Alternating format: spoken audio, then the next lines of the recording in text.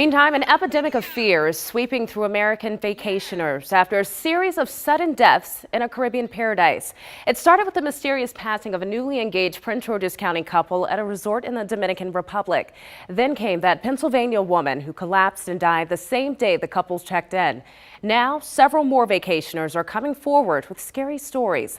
Bruce LeShan reports the hotel company is pushing back, calling some of the information, quote, false and threatening legal action. The family of Yvette Monique Sport now demanding answers. The Philadelphia woman died last summer at the Bahia Principe, Punta Cana.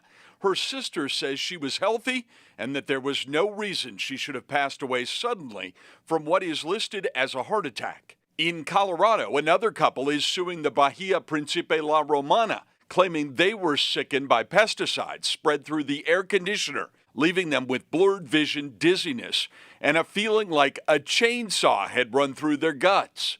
Then there's Dawn McCoy of Charles County, whose husband David died last June at another Dominican Republic resort. I didn't plan on coming back widow. I wasn't prepared for what was coming our way. All the fear comes after Nathaniel Holmes and Cynthia Day of Upper Marlboro both passed away in their room overnight at the Bahia Principe La Romana. Police are awaiting toxicology results, but say there is no sign of foul play. Miranda Shop Warner died 5 days earlier at the resort next door. Her cause of death also listed as heart attack.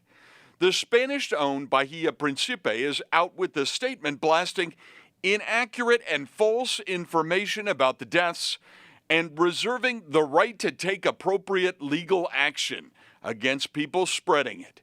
Meantime, the Holmes and Day families warn that people are setting up fake GoFundMe accounts, trying to take advantage of a human tragedy for their own personal gain. Bruce LeShan, WUSA 9.